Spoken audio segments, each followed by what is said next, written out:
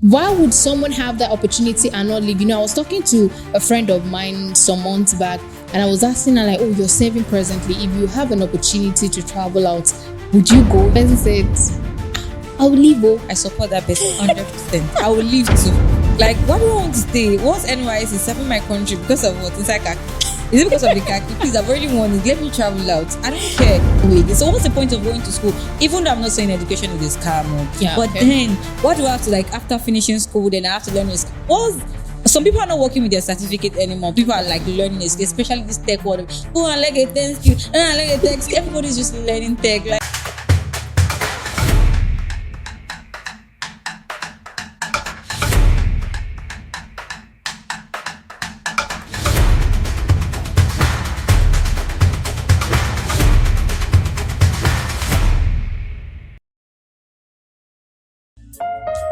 it's that time of the year again, Valentine's Day. It is dedicated to love in all its form. Either it's a romantic relationship, friendship, family bond, and even self-love. Social media is presently buzzing.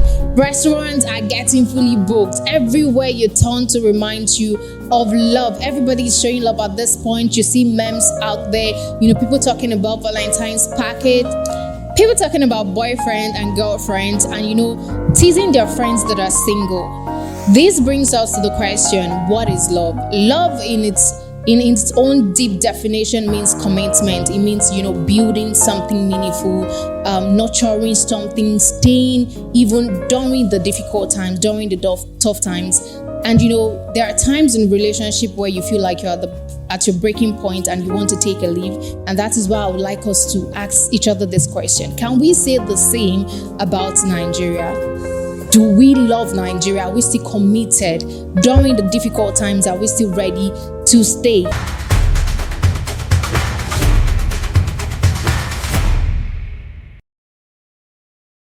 Hello and welcome to Veegilants podcast. This is a podcast where we talk about issues going on in the society, issues that affect everyone. When I'm talking about this, I'm talking about civic matters because, we look keenly into these issues and we bring about different perspective to it. I'm your host, Olaiton Babatini, and with me in the studio, I have the ever vibrant energy goddess, beautiful, and she's also a presenter. Let me have that to hit. Olaiton Adebayo. Good afternoon, Olaiton. How are you doing? Good afternoon. I'm doing well. I'm doing great. Good to see. Good to know that, because looking at you, I can see that you're really looking good. I'm not looking bad yourself. Oh, thank you. All right. So today is Valentine's Day, and everywhere you turn to, it's all about love. About the red and packages, white. Exactly. So how are you feeling? How is today? How do you feel about the whole day? I'm not feeling too about it, even though I don't love love, actually. Okay, yeah, but then, when it comes to like gifts and you're seeing people collecting gifts and you're seeing people like sharing love and all of that, it gets you in some kind of way. But then I'll be a bad girl, so I have to like, okay, let's leave love, let's face food. Okay, let's focus on our focus. Yeah, that's just it. All right, but then I want to use this medium to chip in that love is not all about having a boyfriend or girlfriend. Well, your friends can show you love, buy you gifts and all that. So you as a person, which one of your friends did you gift today? Maybe someone should start with me and you can start with me. That's actually okay. So after this show, you're going to give me a Valentine's Day. All right. Okay, so earlier I asked the question like, when we talk about love, I talked about what love means in its definition, and I'm asking like, okay, can we say the same about Nigeria? So a lot of Nigerian youth has lost faith when it comes to Nigeria. And it's not their fault. Times are really hard. We're talking about unemployment. We're talking about scarcity. Like everything seems to be scarce. And then when it comes to opportunities, people are going to school. And that is why people say school is scam, because they know that after graduating, there is no job opportunity. And so why should I go to school in the first place? Point. Exactly. And then we have the insecurity. There is no we are not sure we are even secured. We're not sure we are fine in Nigeria. And that is why this Japa syndrome has heightened. This is why people are leaving the country. This is why people feel like the land is greener on the other side, just like Adekunle God. Just like how Adekunle God said it. So I would like to ask you, what is Japa for you? Do you really think Japa was it, or you still believe in us nurturing, building something meaningful in Nigeria? It's a two-way something for me because now I want to really, really japa. I want to join the category of people like, okay, fine, when they come out, I just got back, the IJGB people. Okay. But then I won't say that people traveling out are making the wrong decision, but they've tried and like to make things work over here, but it's not working. So the next thing for them to do is probably just go to another country to look for another greener pasture, like you said. Yeah. Because Nigeria is not like, it's not getting better. We're getting worse day by day. Things are not like moving on very well. Even people that ask jobs, they're not like getting it right. Even, it's more or less like, okay, fine, when you graduate, you'll be like, you get a better job. But now when you graduate, you learn another skill again. So what's the point of going to school? Even though I'm not saying education is a scam. But then what do I have to, like, after finishing school, then I have to learn this? Some people are not working with their certificate anymore. People are like learning this, especially this tech world. Oh, I like a tech skill. I like a tech skill. Everybody's just learning tech. Like, and some people don't just have the brain to like do that thing. Yeah, I think I agree with you. In the past, we believe that when you go to school and you're done with school, you're gonna get a good job, you're comfortable, you're doing well for yourself, and everybody wants to go to school because of that. Even our parents' generation, they believe in that. And I think when I was in 100 level 2, I also had the thought of, after school, I just want to get a job and and be comfortable. And the only thing that was in our head was like, okay, fine, I need to get a perfect GPA. Exactly. Let me just make this 4 points and I'll get a better job. But then your house with a first class, you're not even getting a better job. So what's the essence of you getting with 4 points or 2.2 or 2.1? And some people that even have like this is a 2.2, they're making it. So yeah, when we're in 100 level, like I said, there was this conversation of, those that graduate with first class, they're how they can't get a job because even the person that is managing the company you're going to, he only graduated with 2.2. So you are coming with first class. And you think you want to get a job. So I think then I didn't have the push for graduating with first class and all that. I just want to graduate with a good grade, like graduate with 2.1 and be good. But then I think now it's all about your skills. It's not even about what you graduate with anymore. So it's always like what you can offer. Exactly. Then. You'll be like, when you get to like for a job with Navi, they'll be like, okay, fine. What can you offer us? What can you do? Not bring your certificate. What the hell is your certificate? Imagine someone going to school studying mass communication, and after school, the job offers you're getting is teaching. And aside that, teaching is still like, okay, you might be able to do that. But aside that, you want to work in big firms, you want to work in big companies, and they're asking you, what can you do when it comes to, when we talk about tech, it's not majorly coding and all that. Yeah. There are some tech jobs that are not really coding, and then these are what people are going in to learn now. They're just acquiring skills and all. And then it just makes you think like, the 4 years or 5 years that I used in school, I should have learned this skill. It got to a point where I feel like all the times I was going to class, maybe I shouldn't have gone to class that much. I should have probably learned something, because at the long run, everybody wants the skills that you have. Now, with what you're saying now, it's obvious that you also believe that the land is greener on the other side. And like I said earlier, our parents do believe that when you go to school, when you put in the right effort, when you graduate to good grades, you're going to get a better job, and then it's more like you're fulfilling your dreams at that point in time. But then that is not the issue right now. I guess that was Nigeria. then. That was then. But he worked for them actually. But he worked for them, and that is why they believe that it would continue that way. But then the Nigeria of today is telling us day in, day out that if you don't have skills, even if you have you'll skills, be out on. That's not that. Let me get this straight. Okay. Even if you have a skill, that doesn't mean you're going to get a job. Definitely. Because do you know how many people have that skills that you have? Exactly. So I'm not saying it's not a point that you're learning it, because it will definitely get better for you one day. But the fact that you just need skill, like example, we're fine, I'm going to get a job. Babe, boy, you're going to struggle. And should we talk about the meager amount of money you get paid for the skills you have? See, I don't know. It's like that's on its own. It's on another level. And it's even discouraging. Let me just put it that way. Very, very. Because the notion that people have about tech is that, okay, fine, once I learn tech like this, I'll have this money. Exactly. Money.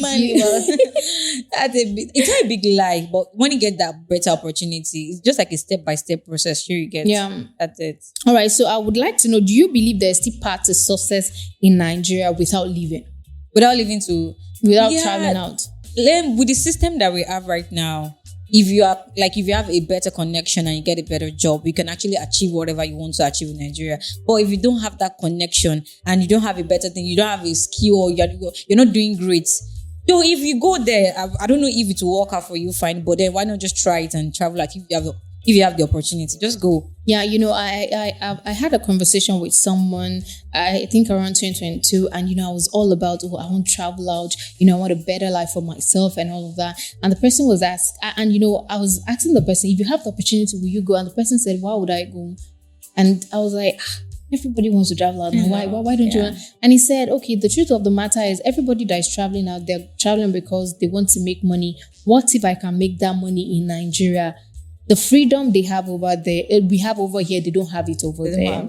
Exactly. And then the enjoyment. When it comes to enjoyment, we know that Nigeria is the minister of enjoyment. Yes, the minister of enjoyment. Exactly, minister of enjoyment. We are always out having fun, bears and all of that. And then the person said, I can have all this fun when I'm in Nigeria, but it's almost impossible over there.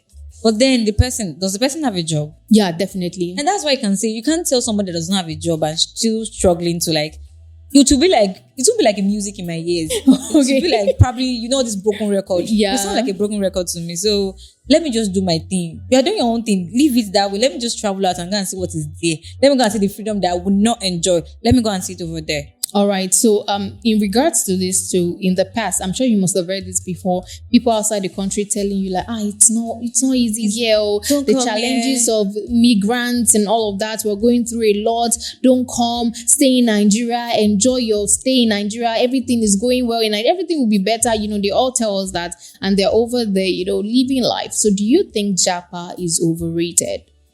I won't say it's like it works for different people anyhow and all of that. Though it's not overrated because people are looking for greener pasture, like better things to do. But you telling me not to come over there? Tell your business. Let me go home and enjoy whatever you're enjoying or suffer whatever you guys are suffering. Because let me see for myself. Then I'll be able to make my own points. Okay, fine. Is this worth coming for or just going back to my country? You guys are complaining that okay, fine, we don't have a better stuff here, but you guys are not living. You guys are still there. You guys should come home now. Come home. Let's make Nigeria better. Abi, come home. Come home. But now you guys are complaining, you have to pay for water. You have to pay for light. But in Nigeria, you guys have borrow. You guys have... Let me come and pay for water there. Let me come and pay for water there.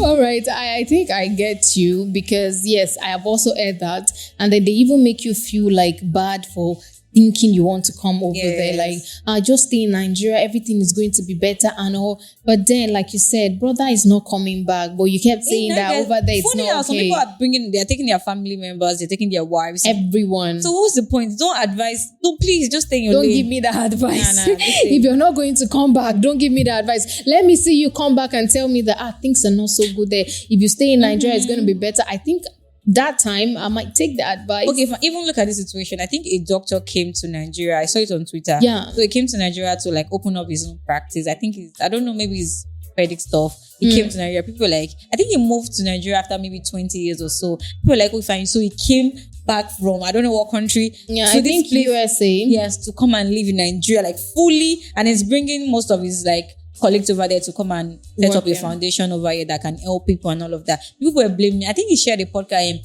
his own story, but people were complaining, why can't he just stay there? But he has his own reasons for coming here. That's his own reason. But me, I will still go there.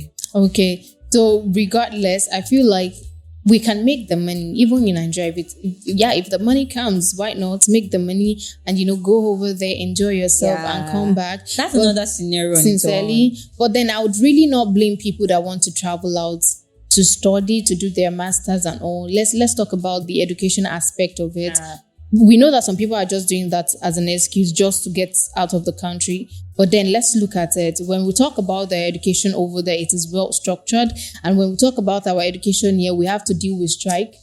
The fact that masters strike affects master's students. It's a lot. That's a lot now. I'm a master's student now. Please, I should have this freedom or this leverage. Yeah, that I'm a master's student. So, when it comes to strike, it affects you. So, what you're supposed to do for, say, about a year or so, you're doing it for 2 years. You're doing it for, whatnot. So, it's really not worth it. And that's why I don't blame people that want to travel out. Because if I do have that opportunity, I'm going to take it too. So, but I want to know, what role does government policy play in either encouraging young Nigerians to stay or pushing them to leave? Yeah, when we talk about the government policy, it's very, very crucial because when a better policy is in place, there will be better jobs, at least maybe for incentive for startups and different things. But there's no better structure. There's nothing. The policy is not right. Even though they are putting the policy is in place, but they are not implementing it very well. So what's the essence? That's why people are traveling out. The administration is not working fine. So, but if you have a better policy, if you have a better implementation of the policy, you have a better jobs, people will stay and people will let me just go there for enjoyment and not for, in the past, traveling to abroad was not a major thing. Okay, I want to travel to abroad. It was just a thing of enjoyment for them. People are staying in Nigeria to achieve whatever they want to achieve. But now, everything on everybody's mind, most people's mind is now, I just want to travel out. Even if they don't know what they want to go and do over there, many people just want to travel out. And some people are there doing the cleaner jobs, dirty works that they can't even do in Nigeria, but still they just want to leave this country. But wait, how would you not want to travel out? I'm just thinking about it. How would you not want to travel out when you think about what's going on in the country? When we talk about the subsidy removal, there's a hike in price of stuff. Now, let's take, for example, NYSC members. They're leaving their comfort zone to go somewhere else to start life, fresh. And then at the end of the month, they get paid 33K. Please, let's go into the markets now and get things in the markets, because just a bottle of oil, I think I heard yesterday that it was for 3,000 naira. 3,000. So out of 33K, that's like 3,000 out of it. Now we have 30K. We're left with 30K. And then we're not talking about buying rice. We're not talking about, you can't even dare buy beans at this point in time. We're talking about buying beans. We're talking about buying noodles. A pack of noodles now is 10,000 naira out of 33K. Wait, how do they survive? That is the point. So why would someone have that opportunity and not leave? I was talking to a friend of mine some months back, and I was asking her, you're serving presently. If you have an opportunity to travel out, would you go? You still have a few months to go. You still have about 7 months to go. And I think there's this one of the regulation of NYSC where they state that if you abscond, you're going to pay for the you start over exactly. Again. So I was like, can you leave and all that with all these rules? The person said, I will leave. I support that person 100%. I will leave too. Why do I want to stay? What's NYSC serving my country because of what? Inside khaki? Is it because of the khaki? Please, I've already won it. Let me travel out. I don't care.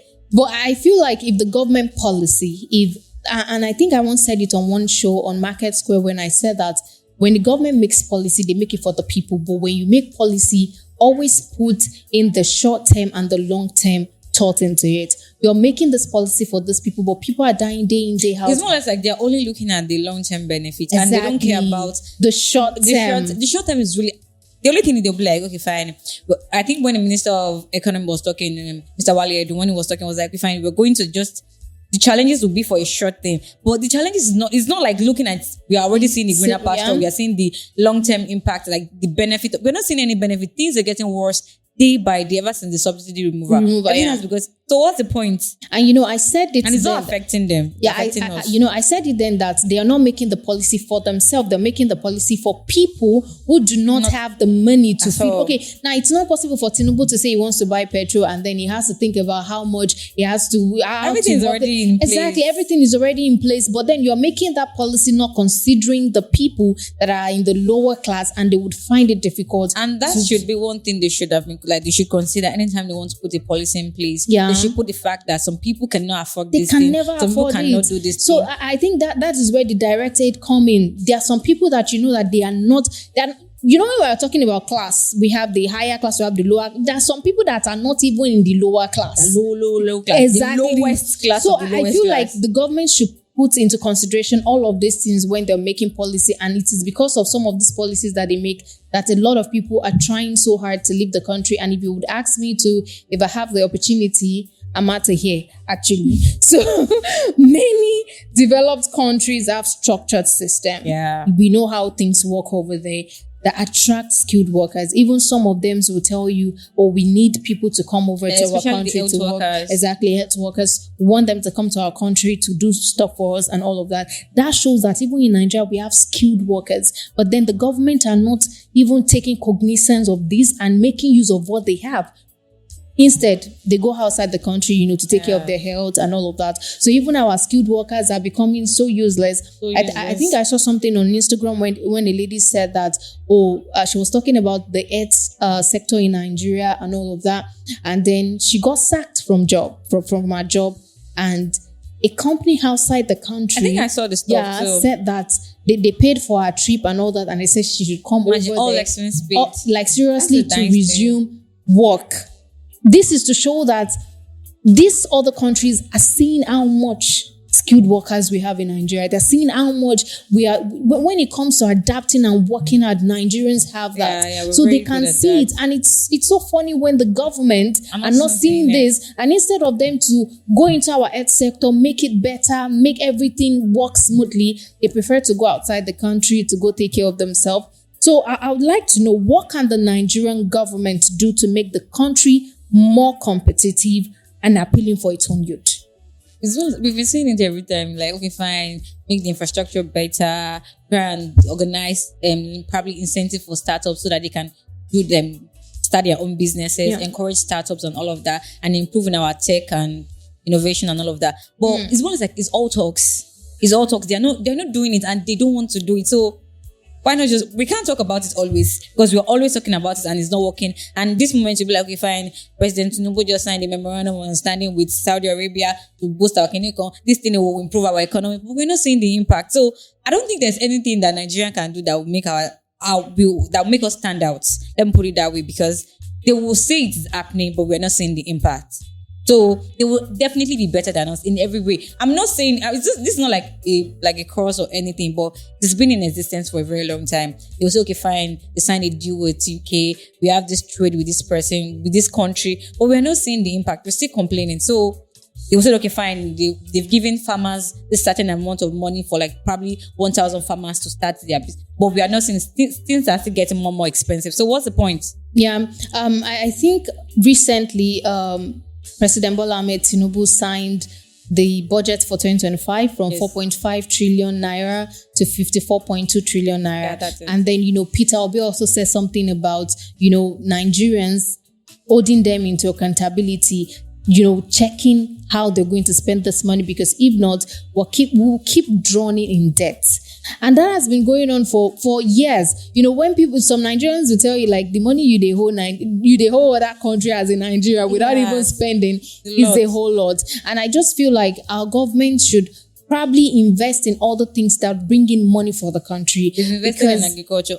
That was why I said they will come out and say, okay, fine, we've signed something, we've invested in this, but we're not seeing the result of these things you're doing. It's more or less like you're just coming to just signing paperwork. That's what everything is all about. You guys are just signing paperwork, and we're not seeing the impact. And then, they're using style to embezzle the money. Okay, if I may add that. All right. So do you think the idea of Nigerian dream still holds weight?